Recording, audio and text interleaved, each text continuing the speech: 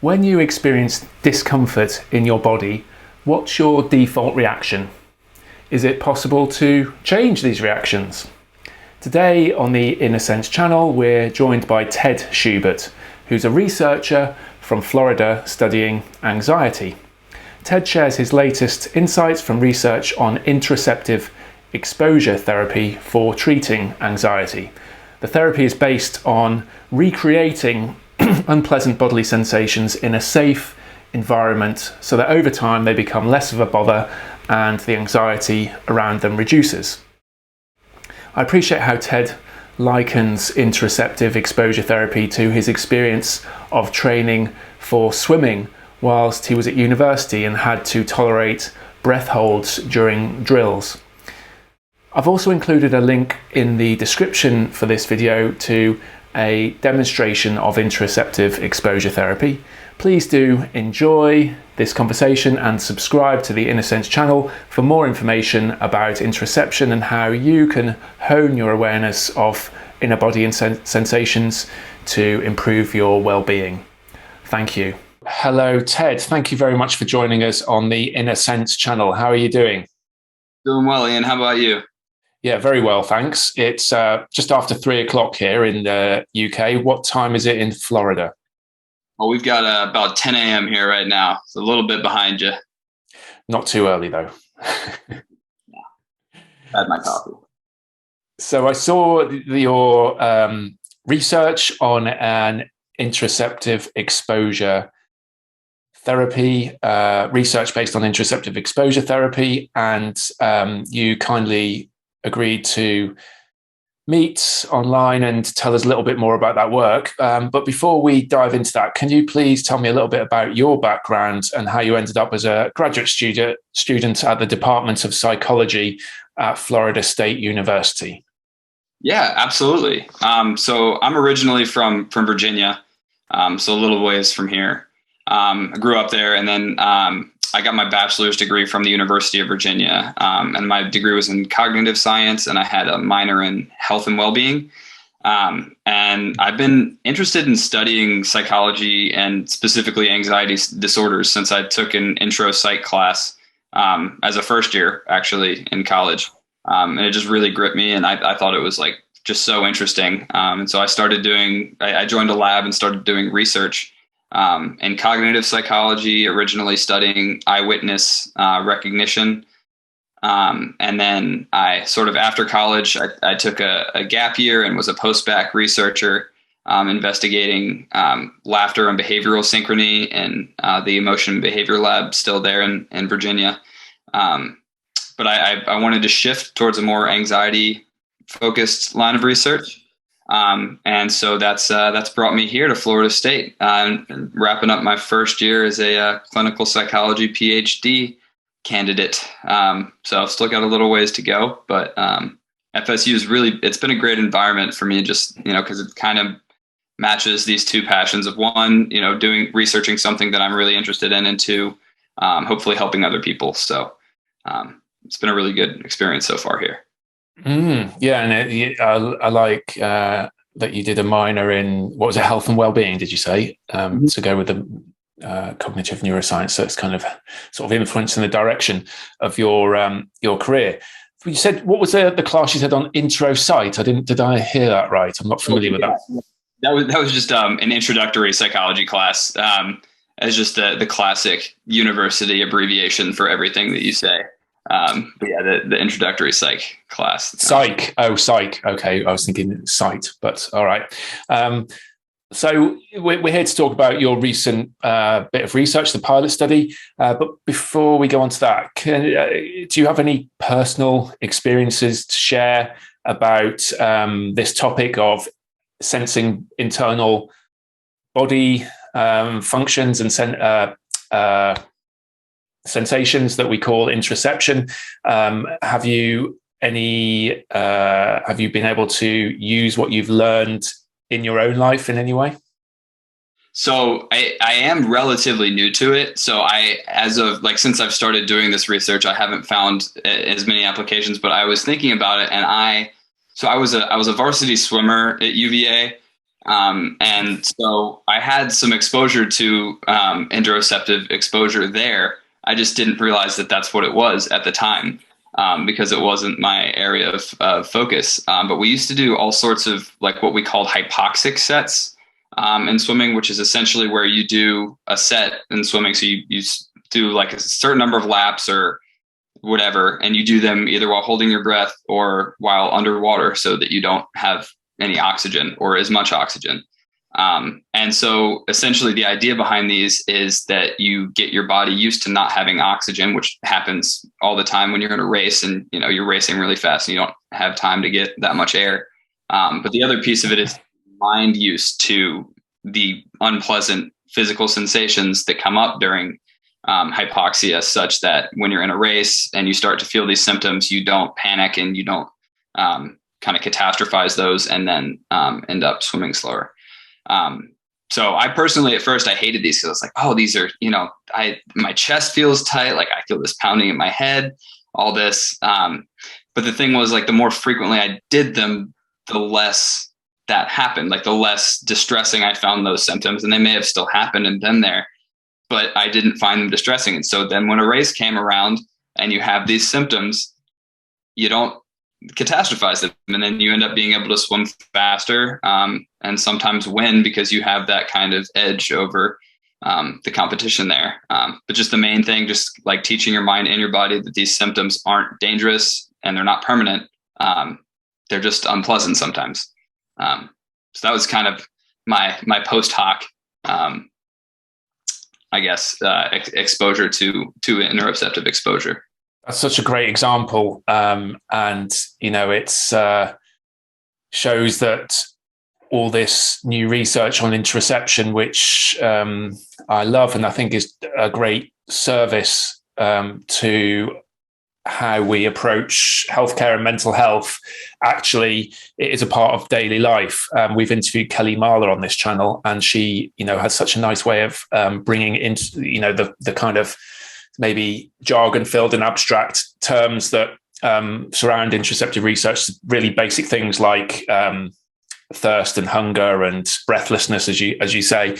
So I really like that example, and I can relate to it as myself. I used to train with some in a master's club for people, lifeguards and triathletes, and we'd have to do those drills as well, where you're doing a holding your breath as long as possible. Mm-hmm. And it's funny, you know, it's an important thing you've said there about the context as well, that which maybe we'll come on to talk about with the Interoceptive Exposure Therapy for your cohort. That you know, if you're in the environment that we're in, and the training, you know, that training environment kind of gives you a mindset where it's, you know, it's almost acceptable, or you're encouraged to feel this discomfort. Whereas, you know, if you're in a setting where you haven't got that kind of encouragement, and then that reflex of interpreting those sensations as fear or whatever, you know, and those reflexive reactions that a person might have without the support of a coach or you know, the we're in it together kind of feeling from a team, then we can see how this uncomfortable things can be interpreted as horrible, or not knowing how to react in a different setting. Mm-hmm. Cool. So we've dived into a few of the core principles there, but your recent paper was on Intraceptive exposure focused treatment for anxiety for people with mild cognitive impairment. So can you explain a little bit about the cohort of people in your study and the type of anxiety that they might be prone to? So what are the sort of symptoms and the features of these people that were included?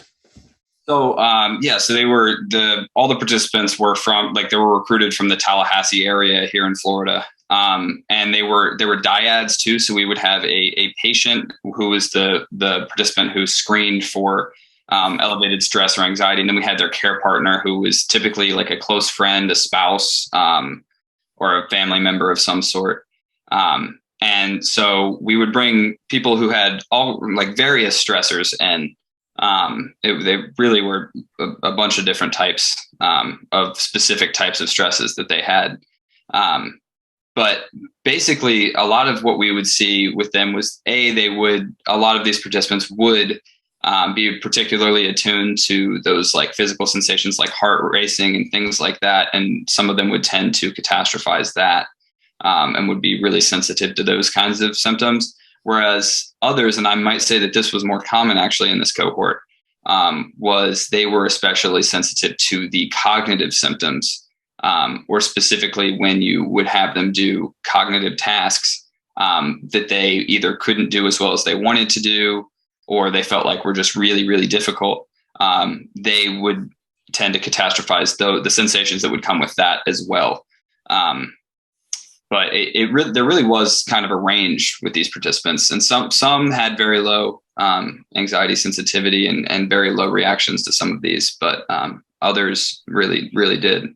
And the other thing was, so some of these participants were patients who we assessed for mild cognitive impairment, and that probably do have mild cognitive impairment. And so I think that those cognitive concerns specifically are something that's a lot more relevant to those adults, and that might be why they're so sensitive to those. Yeah.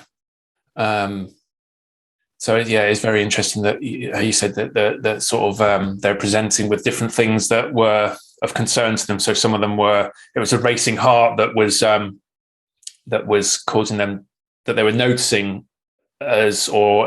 reporting as part of their distress, whereas other people, it was this sort of the cognitive getting, maybe, I don't know, maybe the word flustered or distressed about mental tasks they were wanting to do.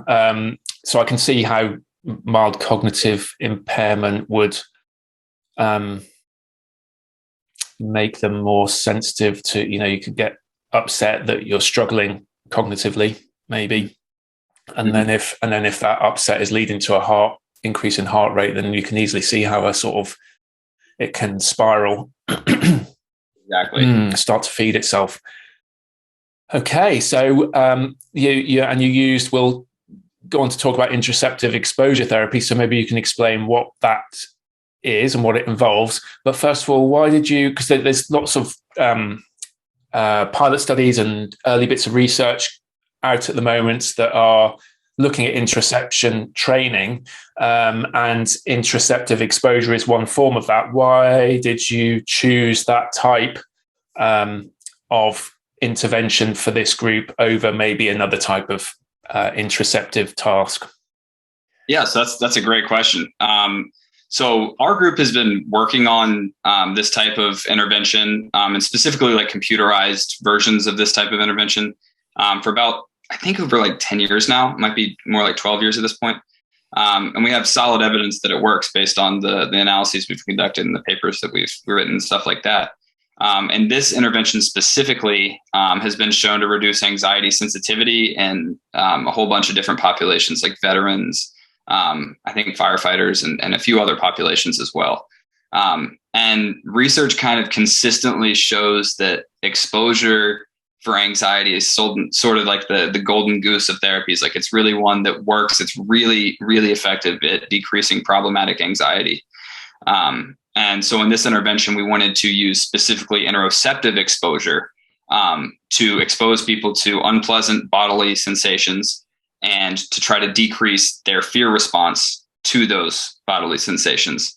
And so for this group specifically, who might be affected by mild cognitive impairment, that might have some barriers to, I guess, psychoeducation imposed by mild cognitive impairment, we thought that these exposure exercises might be especially useful for teaching their bodies as well as their minds that these bodily sensations associated with stress and anxiety aren't dangerous, nor are they permanent.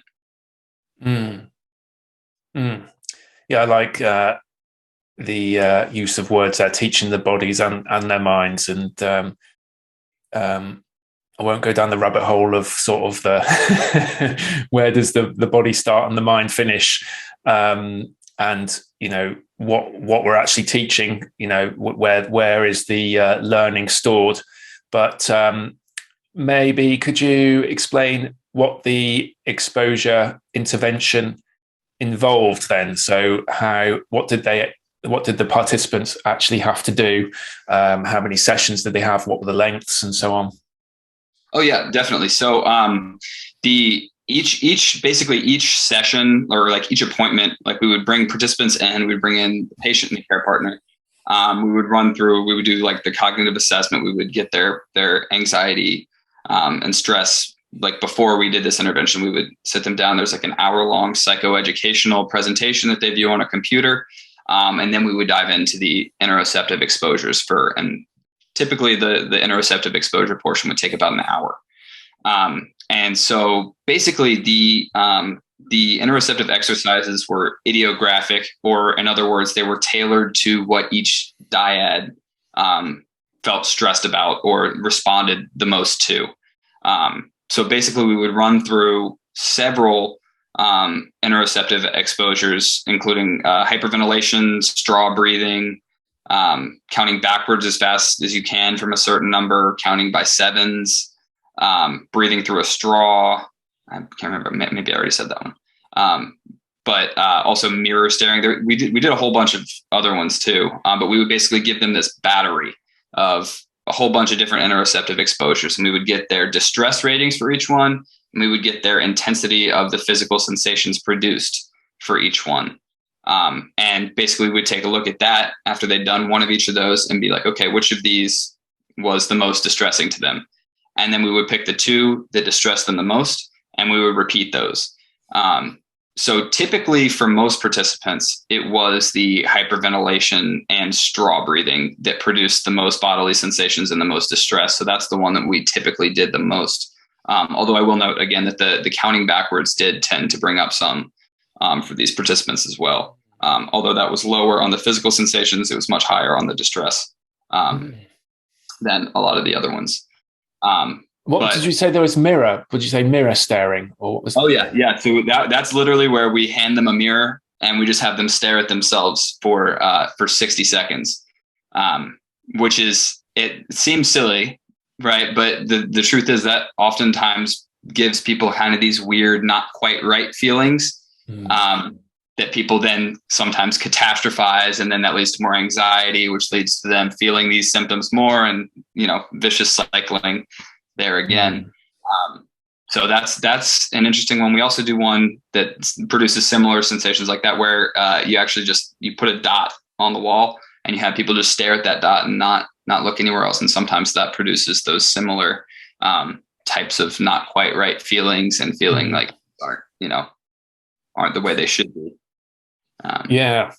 So it's, as you're describing that all those different types of interventions, it reminds me of something I heard recently about mindfulness and mindfulness practices. And, that sometimes they involve focusing on a space or staring at a candle or a dot, or there is even sort of mirror or staring at a face, and breathing exercises, or a mantra counting. And it's quite, this person who was talking about it said actually the mindful, part of what he proposed was part of the benefit of the mindfulness is that you go through some discomfort, and it is like training a muscle that takes discomfort, and then that affords you this great expanded capacity through everyday life. So that kind of fits this idea of interoceptive exposure as well. Just going back to the breathing, hyperventilation, and the straw breathing. So some of the people listening to this might not be familiar with those. And, from what I understand, the straw breathing is literally just breathing in and out through a straw, which is it's restrictive and therefore uncomfortable. And the hyperventilation, what form did that take? How many cycles? How long were they breathing in and out for? So for each of these, actually, for each of the exposures that we would do, they would last anywhere from 45 to 60 seconds, depending on how much stress they produced in the initial round. So that was about the time length for each one. And the straw breathing, you're right, it was through a straw. We would do like a coffee stir. So it's like one of those really small straws. And so that, again, that does, leads to buildup of carbon dioxide in your body, which makes you feel like you need to breathe. And that obviously is unpleasant. And then the hyperventilation, we would have people do basically just breathing in and out as fast as they could for the whole 45 to 60 seconds, like in through their nose and mouth, out through their nose and mouth, as fast as they can. And typically patients were able to get to they were able to alter the way their body felt after, I would imagine, it seemed like about 20 seconds or so of doing that. They seemed to be feeling something, most of them. So yeah, but by the 45 to 60 second mark, most people were feeling something if they were breathing in and out as fast as they could. Yeah, that's really, really, very interesting. And I don't know if you're familiar with some of these sort of breathing techniques that have become popular over recent years. So the Wim Hof Method, which is hyperventilating, is part of it, and then a breath hold. But he's trademarked it, but it's a kind of a yoga type breathing exercise that's been around for years. So that hyperventilation, it's interesting to say that maybe we are, and you said in your swimming training, it's giving you a kind of increase in your tolerance. But from what I understand, then there are some kind of long-term physiological adaptations as well that may occur, especially with straw breathing is different than nasal breathing, but that idea of restricting and elevating your carbon dioxide levels, which then leads to an adaptation of dilating the airways, maybe. So, as well as the kind of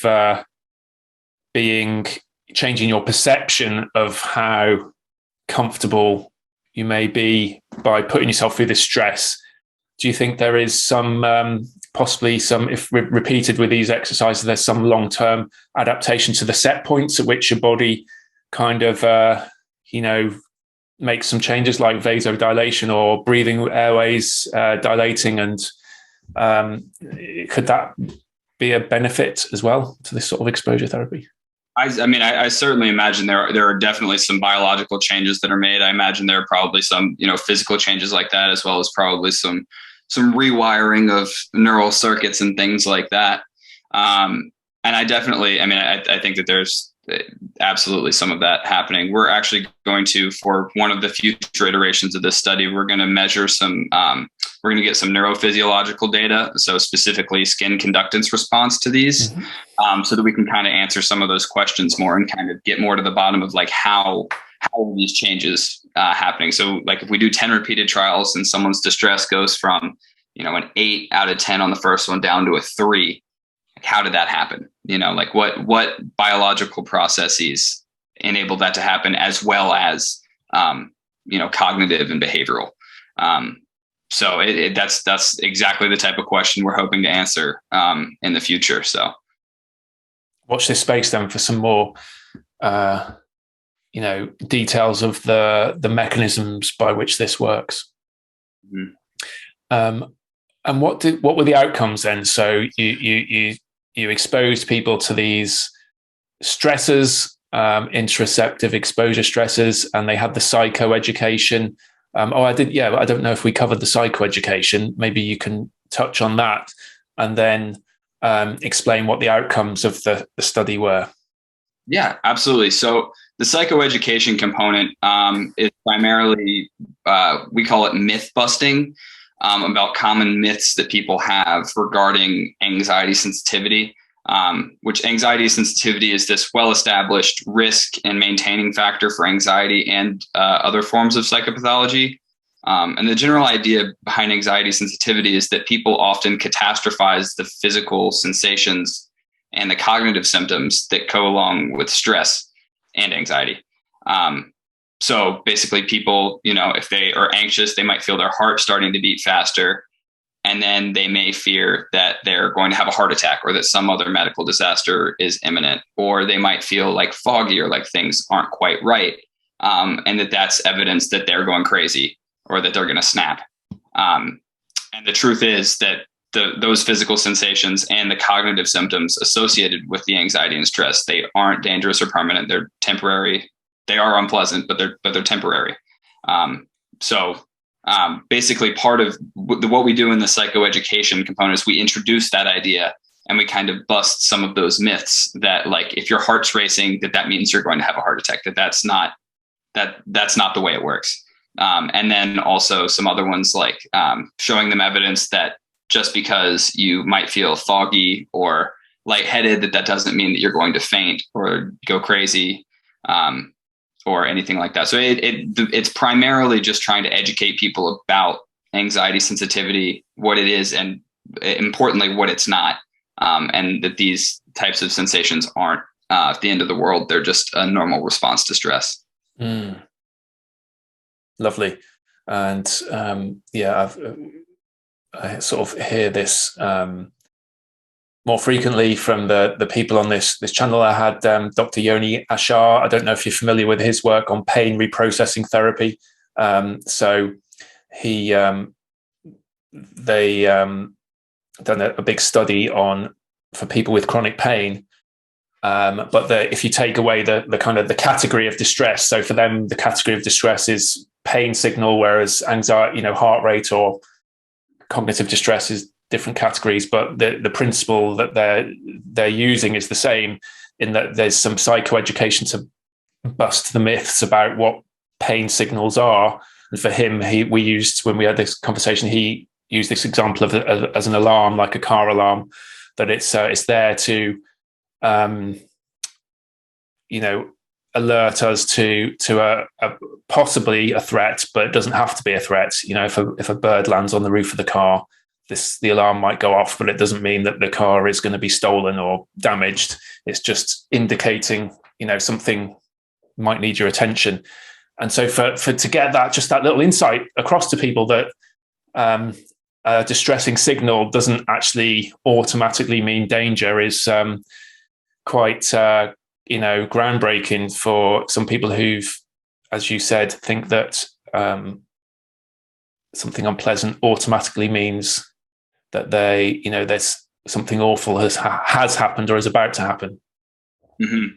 Exactly. And I really like that analogy of the alarm too. Because that's exactly what happens. It's the fight or flight response, because, if we were out feeling anxious and we were, 5,000 years ago, we were walking through the woods and we felt anxious because we saw a bear, then yes, you need to pay attention to those. You need to follow your instincts, get out of there. But in modern society, that's just really, a lot of times when we're feeling these things, it really is just unpleasant, and it's not a reason to feel like something awful is about to happen. Yeah. I quite also like Mark. So I don't know if you've come across the work of Mark Solms. He's written a book called The Hidden Spring, and he's interesting thing he's done is integrated sort of the cognitive his idea is that bodily signals or information from the body get fed up into the brain stem, and his book is called The Hidden Spring. But it's that's where the seat of consciousness actually is. Error signals or alarm signals from the body saying that one of your kind of core essential needs are needing attention, whether there is, you say thirst for air or hunger for food or changes in acidity or whatever it is. So there's an alarm signal will go off, and then your body will prioritize those, but they are just error signals, and they might not be accurate, and they might not be precise. So brilliant. So what, I didn't hear what the outcome of the study was. What was the outcome? Sorry, I totally forgot to address that part of it. I think I interrupted probably. The primary outcome that we were looking at was anxiety sensitivity, which was, we measured that using a self-report measure called the Anxiety Sensitivity Index 3, which is just like the third version of it. It's an 18-item self-report questionnaire that's shown really good psychometric properties. So we've been using that for a long time. And that's what we used that was the primary outcome we were looking at here. But we also measured general, more global anxiety and depression as well, because we've seen in past trials of this intervention strategy that those have also been impacted and we've been able to decrease global anxiety and global depression scores using that.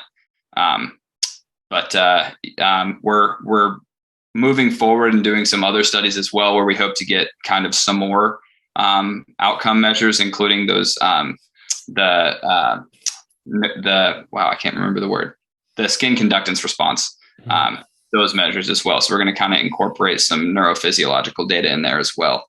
But yeah, for now, for this pilot, we relied mostly on just the self-report distress ratings and seeing if those came down, the anxiety sensitivity, and the anxiety and depression globally. Cool. So this study has paved the way to some bigger studies. And so what do you hope with, what sort of size group or study are you looking to conduct next? And what sort of controls may you include? Yeah, so we are currently working on trying to get this bigger grant from the National Institute on Aging. And if we are able to secure that, we're hoping to be able to run a fully powered randomized control trial consisting of about 400 participants. So it would be a pretty large trial and would probably take 4 to 5 years, I think. But basically for that, we're going to get more fine-grained cognitive assessments in there. We'll be able to have more time to do those. We're going to be able to spend more time on these interoceptive exposures. And we're going to send people reminders like on a daily basis to do these on their own and practice these skills on their own to hopefully, teach them to practice this on a regular basis until their anxiety sensitivity has increased entirely, or it just as a daily practice if need be. And then also we're going to include that neurophys data. So getting like kind of a more objective response or objective data on their fear response, which most of the time self-report data is good on, but it's good to have that objective measure as well. And then we're also going to be getting their self-report data at 1 month follow-up, 3 month follow-up, and 6 month follow-up. So we can kind of see longitudinally how this kind of intervention works. Whereas with this pilot, we primarily had data on the day of the intervention and then 1 week later. So we'll be able to see kind of how the effects of this intervention will persist over a period of up to 6 months in both the patient and the care partner. So pretty excited about that project. That sounds incredible. Best of luck with securing the funding for that.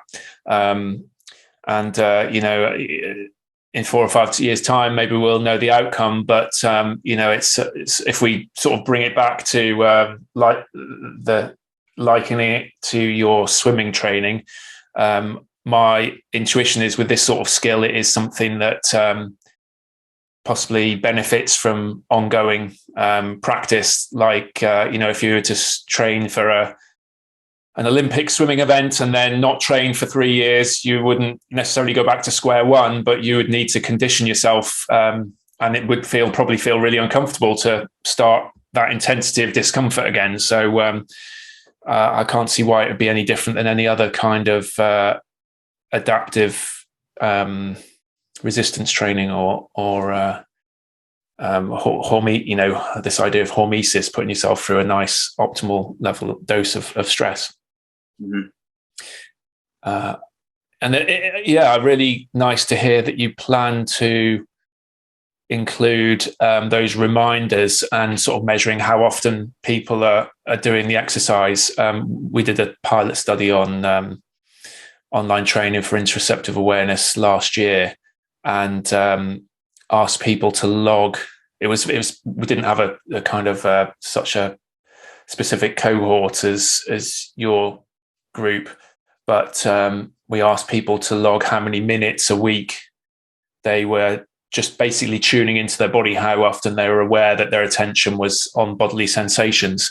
And we did see a weak correlation. No, it wasn't necessarily a weak correlation. We saw a correlation between some dimensions of interoceptive awareness and the time spent tuning in. So it'd be really nice to see a sort of dose response for, I imagine people are going to have their own individual amounts of time doing these exercises that will work for them, but there may be over time we can gather a guiding principle of what is optimal for the average person to spend doing these exercises. And also, how to tailor and maybe, suggest that people do more or less depending on certain characteristics that they may have or preferences that they may have, and all that as well. No, I think that's great. And that is, I would say, the one main limitation of interoceptive exposures that I can think of is that I think that it's hard to motivate people to do them on their own sometimes, because the sensations they bring on sometimes are aversive, because they don't feel good at first, and they may never feel good. But the idea is, the more you do them, the less that they're going to be distressing. And when people are motivated to do it, it really seems that they respond well to it, and they become resilient to these unpleasant sensations. Yeah. And as you were saying that, I was sort of cast my mind back to some of these wisdom traditions and yoga classes, and where there is, you gather together in groups for exercise and breathing exercises and so on. And it's kind of, you have a reason then to practice together, rather than just thinking, I have to do it after I brush my teeth every morning, which easily gets pushed to one side. Right. It's like that social accountability. I mean, and that's why I get practice, because I had my teammates all around me. I wouldn't sneak a breath in the middle of it. I would keep my head down and keep going, because of the social, social pressure, or the social connectedness, the social support, maybe all of that kind of helps to keep you doing those things. So I think that in a group, I think that's a fantastic way to do that. Wow. So I can see a nice vision for the future of group interoceptive exposure classes. Exactly. Yeah, that's I think a great idea for a future study, something like that. Yeah. Okay, so you mentioned that big study for the National Institute of Aging, I think you said. Is there anything else that your lab's excited about and that you're working on? Yeah, so we have a few other things. So currently we're actually extending this exact project. We're extending this for an extension of the pilot, I guess, or a second pilot study, which is the exact same protocol for that initial appointment. So you do the same cognitive assessment, psychoeducation, interoceptive exposure, that whole same package. But then we are adding on 6 homework assignments to be conducted over Zoom. So basically I Zoom with the participants, and we run through 5 iterations of some of the interoceptive exposures.